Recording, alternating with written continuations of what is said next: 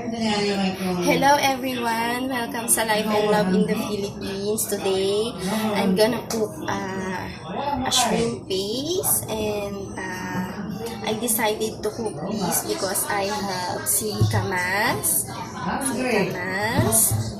and mangoes. It is a good partner for them. So, I'm gonna cook my own version of shrimp paste. And now, I'm gonna start because my pan is already hot. So, I will put an oil.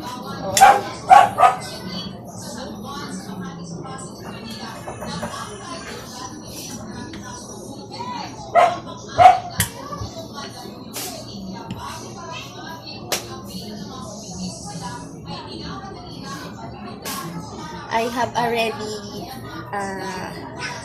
chopped garlic and tomatoes.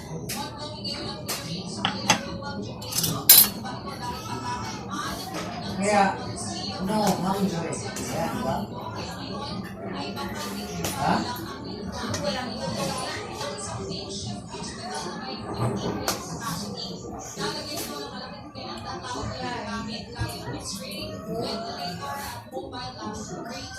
I will saute this garlic, then the tomatoes.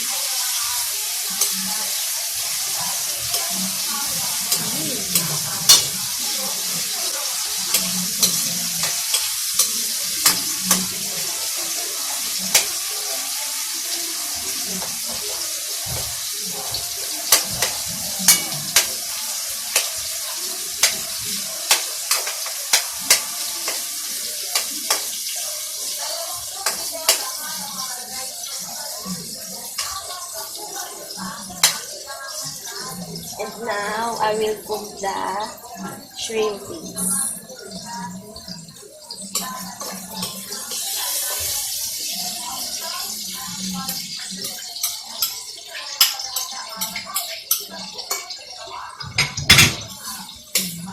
They don't want me.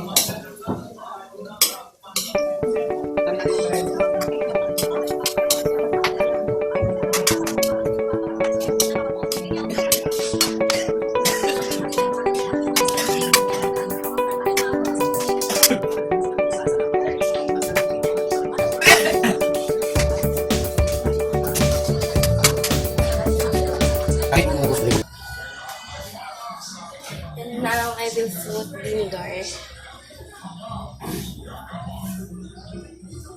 So yun? Apat na libo.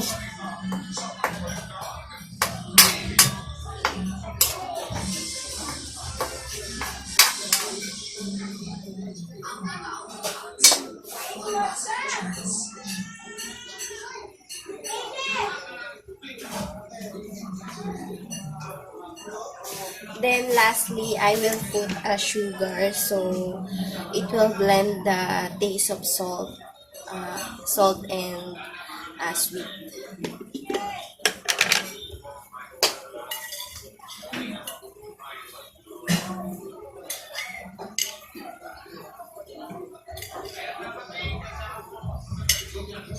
can put also a chili if you want.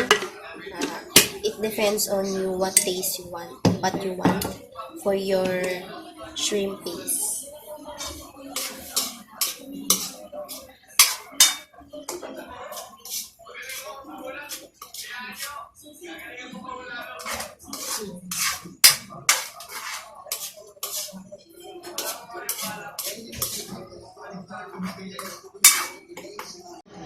I will taste it now.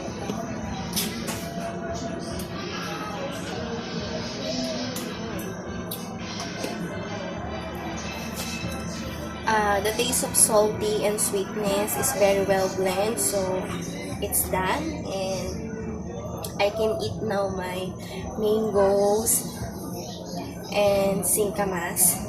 So it's done, and thank you for watching, guys. Bye bye.